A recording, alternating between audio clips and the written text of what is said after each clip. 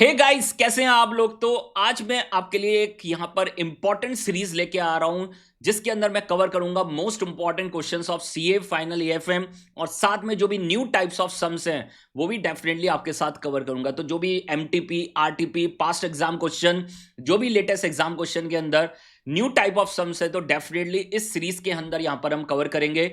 आपका एग्जाम सितंबर में हो, जनवरी 26 में या मई 2006 में या उसके बाद सितंबर 2006 में, तो डेफिनेटली ये सीरीज आपके लिए काम की सीरीज है। यहां पर मोस्ट इंपॉर्टेंट क्वेश्चंस यहां पर कवर होंगे।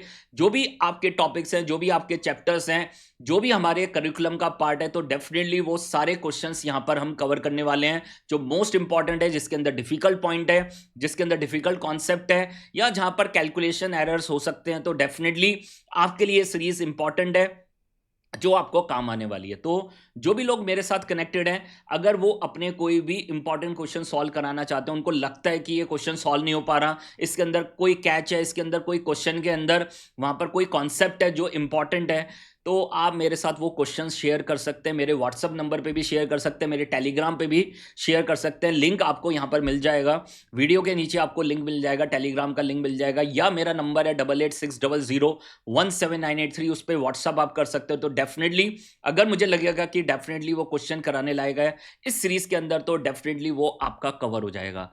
तो स्टार्ट में कर रहा हूं यहां पर मॉक टेस्ट पेपर जो सितंबर 2025 के लिए आया था। This is your series one के अंदर। तो वहां पर एक केस स्टडी आई है, काफी लोगों ने मेरे से पूछा कि सर ये क्वेश्चन कैसे सॉल्व होगा, तो डेफिनेटली मैं स्टार्ट यहीं से कर रहा हूं और वन बाय वन वहां पर आपको दिखेगा कि हर चैप्टर से जो भी इंपॉर्टेंट क्वेश्चंस हैं वो हम इस सीरीज के अंदर सॉल्व करेंगे सर, ठीक है।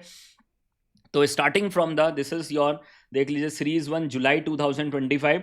जिनके पास मॉक टेस्ट पेपर 2025 नहीं है, सितंबर 2025 के लिए, ये सितंबर के एग्जाम के लिए ही आया था जुलाई में, तो जिनके पास नहीं है तो वो टेलीग्राम पे जाके डाउनलोड कर सकते हैं सारे मॉक टेस्ट पेपर, आरटीपीज, जो भी आपके रेलेवेंट अटेम्प्ट है उसके लिए आपको मिल जाएगा। तो जो भी लोग वहां पर डाउनलोड करना चाहते हैं वो कर सकते हैं सर। तो देखिए यहाँ पर क्वेश्चंस तो काफ़ी सारे हैं, but we will discuss the most important part, जो नए पॉइंट्स हैं, जिसके अंदर नया पॉइंट है या जो लोगों को लग रहा है कि ये क्वेश्चंस कैसे सॉल्व होंगे, ठीक है। तो देखिए केस सिनेरियो 2 है आपके पास। You as an investment analyst working for a financial advisory firm, you have been asked to analyse the bond market yield curve. तो यील्ड कर्व क्या होता है? This is the YTM of a zero coupon bond.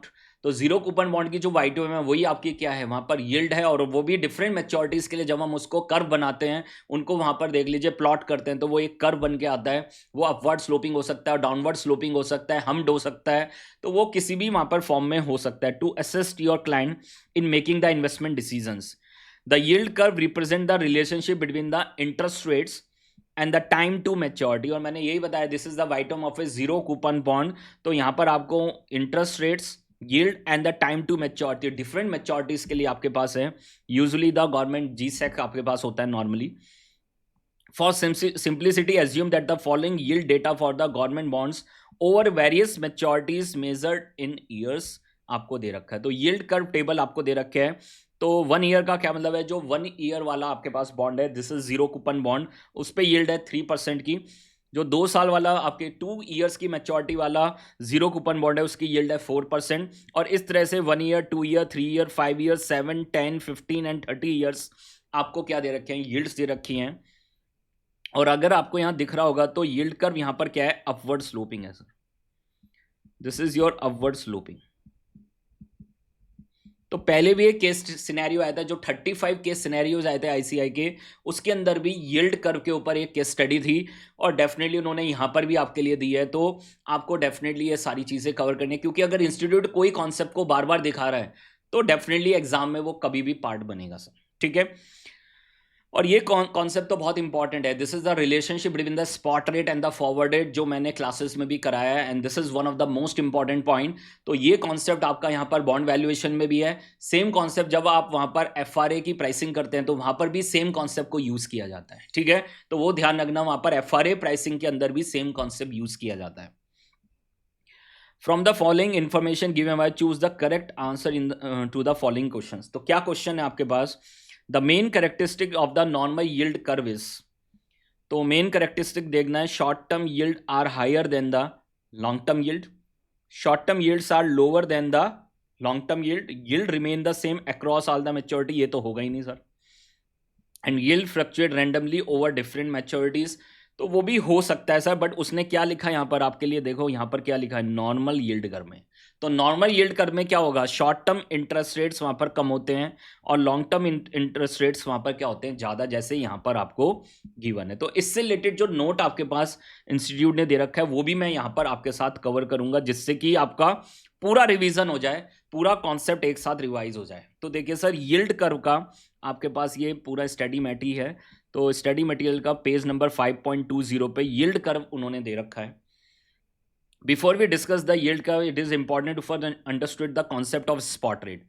तो ये हमने class में भी discuss किया था कि जब आप वैल्यूएशन हम करते हैं तो YTM is the single discount rate. YTM क्या है आपके पास, यील्ड टू मैच्योरिटी क्या है, सिंगल डिस्काउंट रेट। आप मान रहे हैं कि अगले 5 साल तक जो आपका वाइटोम है वही रेट रहेगा, बट प्रैक्टिकली ऐसा नहीं होता है। तो जब आप प्रेजेंट वैल्यू करते हैं, you are only using the YTM to calculate the value of the bond as on today, but practically it should be spot rate, it should be spot rate, उस दिन का एक्चुअल रेट होना चाहिए। This is for the purpose of calculation of the value of the bond as on today, and this is the concept of spot rate.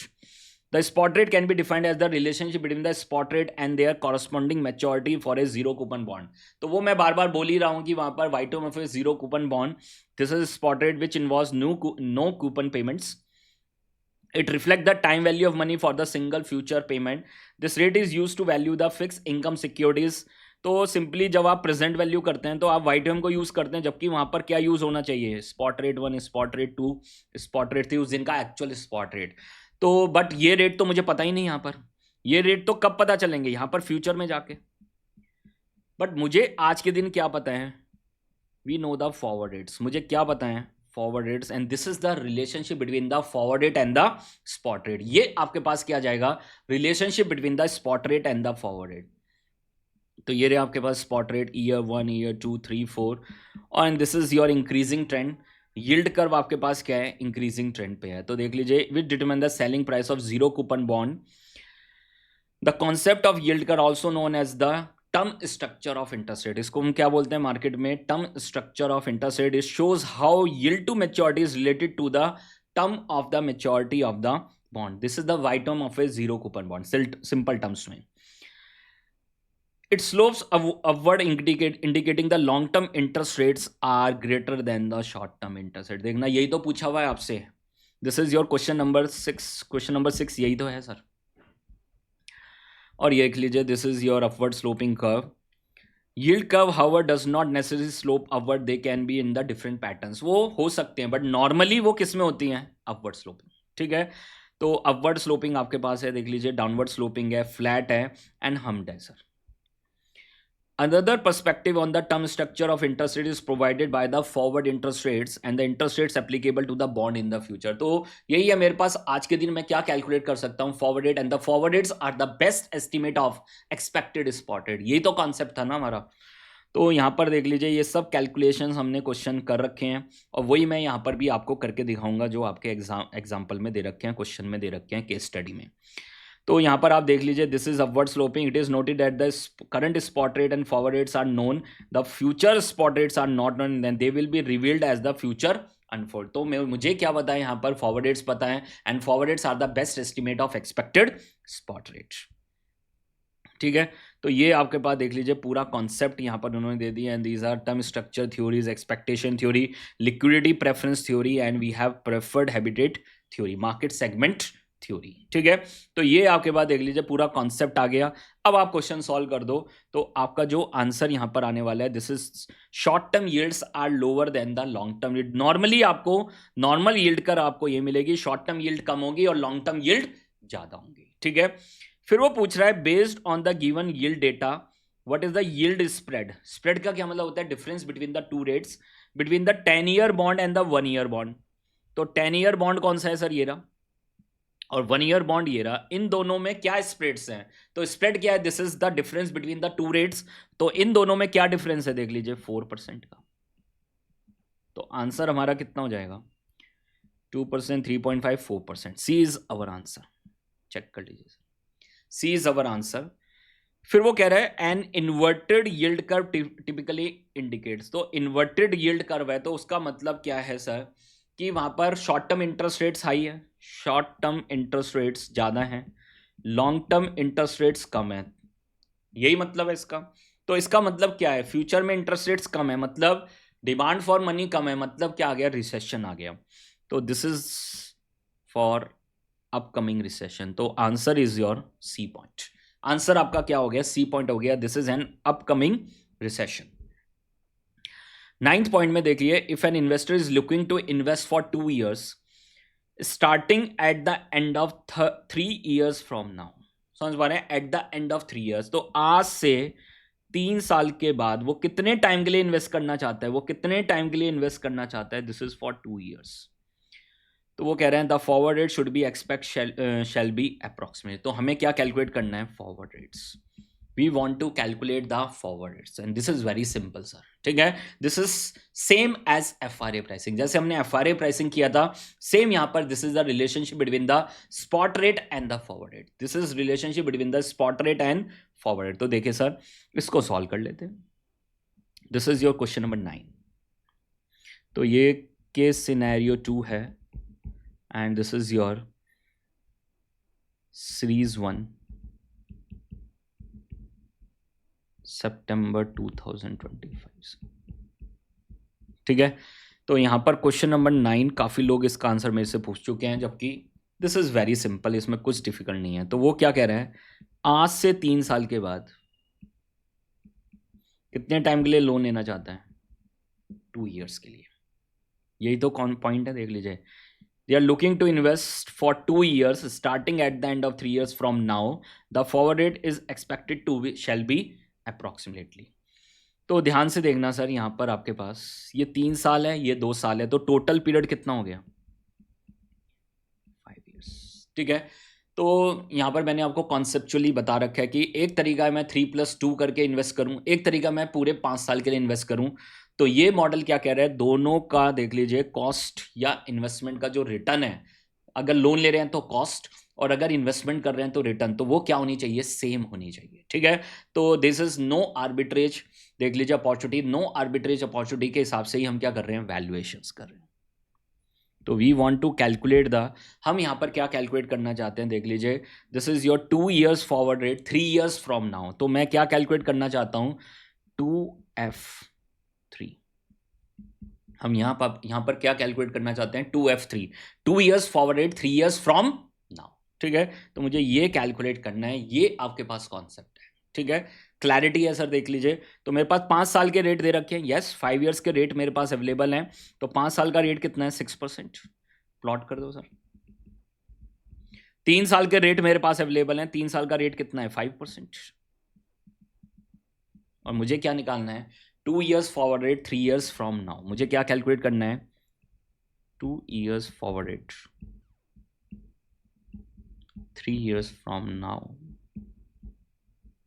मुझे ये calculate करना है sir, 2 years forward rate 3 years from now, ठीक है। तो यहां पर देख लीजिए, दोनों की कॉस्ट क्या होनी चाहिए, सेम होनी चाहिए, तो कर देंगे। तो दिस इज 1 प्लस पॉइंट कितना रेट है, 5% है, 0.05 पावर 3, 1 प्लस देख लीजिए एक्स मान लेंगे raise to the power 2, clear है।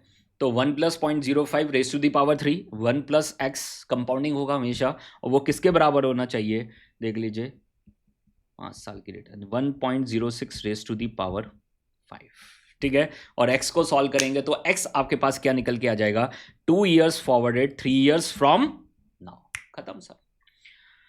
तो सॉल्व कर देंगे इसको, देख लीजिए 1 plus x power 2 is equal to 1 plus 0.06 power 5 divide by 1 plus 0.05 power 3, solve करेंगे सर, आंसर आपके सामने है। तो इसको सॉल्व कर लेंगे, 1.06 मल्टीप्लाई 2 3 4 5, तो this is 1.3382 divide by 1.05 multiply 2 3, 1.1576, ठीक है। And this is equal to 1 plus x power 2, solve कर देंगे 1.3382 डिवाइड बाय 1.1576 और इसका स्क्वायर रूट कर देंगे, -1 कर देंगे, तो कितना आ जाएगा आपके पास? स्क्वायर रूट करके 1.3382 डिवाइड बाय 1.1576 और इसका क्या कर देंगे? स्क्वायर रूट, और इसमें से -1 कर देंगे, तो कितना आ जाएगा? 7.518। तो x आपके पास सॉल्व होके आ जाएगा 7.518, तो 7.52% आ जाएगा सर, चेक कर लीजिए। तो if you want to invest for, देख लीजिए, after 3 years for 2 years your forward rate will be 7.52%। तो आंसर से चेक करिए, आंसर में कौन कौन से दे रखे हैं। तो B is our answer sir, B आपका आंसर हो जाएगा सर। तो 9 का बी आपका सॉल्व हो जाएगा एंड दिस इज योर 7.52%। ठीक है। ऑन द सेम वे आपके पास देख लीजिए 10th क्वेश्चन में भी उन्होंने पूछ लिया, सेम यही कैलकुलेशन है। If the investor is looking to invest for 2 years, 2 साल के लिए इन्वेस्ट करना चाहते हैं, स्टार्टिंग 5 years फ्रॉम नाउ, आज से 5 साल के बाद, the forward rate he would expect should be approximately. तो यहाँ पर क्या हो जाएगा? 5+2 हो जाएगा। ठीक है। तो टाइमलाइन जरूर बनाएं। इन सब क्वेश्चंस में आपको ध्यान रखना है, मैंने क्लास में भी कराए हुए हैं, तो ध्यान रखना यहाँ पर, ये मोस्ट इंपॉर्टेंट कॉन्सेप्ट है और इसके डिफिकल्ट और भी इससे ज़्यादा डिफिकल्ट क्वेश्चंस आपके पास हैं, तो डेफिनेटली आपको वो करने हैं। ठीक है। तो वो भी अगर आपको लगता है कि इस कॉन्सेप्ट से रिलेटेड कोई भी क्वेश्चन आपको लगता है कि डिफिकल्ट है, तो डेफिनेटली आप मुझे वहाँ पर व्हाट्सअप करिए या मेरे टेलीग्राम चैनल पे भेजिए। Definitely I will cover all your difficult questions, new types of question जो भी आपको कवर कराने हैं। ठीक है। तो ये आप ध्यान रखना। तो क्वेश्चन नंबर 10 में टाइमलाइन बनाओ सर। आज से 5 साल के बाद 5 years, कितने साल के लिए इन्वेस्ट करना चाहते हैं? 2 years, तो टोटल टाइम पीरियड कितना हो गया? 7 years। Simple sir. तो मुझे कैलकुलेट क्या करना है? टेक्निकली मुझे क्या कैलकुलेट करना है? 2f5, 2f5 चेक कर लीजिए। 2 years forward rate, 5 years from now. ठीक है। तो 5 years का रेट आपके पास है क्वेश्चन में, we already have 5 years rate 6%। 7 years का रेट मेरे पास है, यस, 6.4%। और हम क्या निकाल देंगे? देख लीजिए 2f5, 2 years forward rate, 2 years forward rate 5 years from now, check कर लीजिए सर। तो this is 1 + 0.06 power 5, 1 + x power 2 एंड 1 + 0.064 पावर 7। ठीक है। बन गया सर इक्वेशन। कोई कुछ याद ही नहीं करना, कोई फॉर्मूला नहीं है, दुनिया इसके लिए फॉर्मूले वहाँ पर लिखवा रही है, फॉर्मूले लिखवा रही है स्पॉट रेट कैलकुलेशन के, कोई रिक्वायरमेंट ही नहीं है, ऑटोमेटिकली आप इसको कैलकुलेट कर सकते हैं। ठीक है। There is no requirement of any formula sir. 1 + x power 2, 1 + 0.064 power 7 divide by 1 + 0.06 power 5। ठीक है। सॉल्व करेंगे, आंसर आपके सामने आ जाएगा सर। 2 3 4 5 6 7 1.5438, 1.06 मल्टीप्लाई 2 3 4 5 1.3382। तो x कितना आ जाएगा सर? 38 divide by 1.3382। ठीक है। स्क्वायर रूट एंड -1, तो कितना हो गया? 7.41%। देखना सर, आंसर यही है क्या सर? 7.41% सर, 7.41% ये रहा सर, चेक कर लीजिए सर। तो ये आपका पूरा देख लीजिए, पूरा केस सिनेरियो आपका सॉल्व हो चुका है और इस तरह का, इस टाइप का क्वेश्चन एग्जाम में आप एक्सपेक्ट कर सकते हैं। This is very very important. और मैंने अभी बताया आपको कि आपको जो भी क्वेश्चन सॉल्व कराना है तो मेरे साथ शेयर करिए। और इस तरह से हम यहाँ पर ये पूरी सीरीज चलाने वाले हैं जिसमें आपको मोस्ट इंपॉर्टेंट क्वेश्चंस आपके सॉल्व कराए जाएंगे विद कॉन्सेप्चुअल क्लैरिटी। मैंने पूरा कॉन्सेप्ट आपके साथ कवर किया है with study material. Study material में जहां पर भी ये कॉन्सेप्ट लिखा था वो मैंने साथ में आपके कवर कर दिया। तो इस तरह से आपका पूरा कॉन्सेप्ट यहाँ पर रिवाइज हो गया। तो जो 35 केस स्टडीज थी उसके अंदर भी इस टाइप का एक क्वेश्चन था, तो डेफिनेटली आप उसको सॉल्व करें और अपने कॉन्फिडेंस को गेन करें। तो तो ये आपके पास था. This is all about your mock test paper. This is for September 2025 series 1 and case study scenario number 2. Thank you very much. Bye bye, take care. और इस तरह से आप मेरे साथ शेयर कर सकते हैं अपने difficult questions. Thank you very much. Bye bye, take care.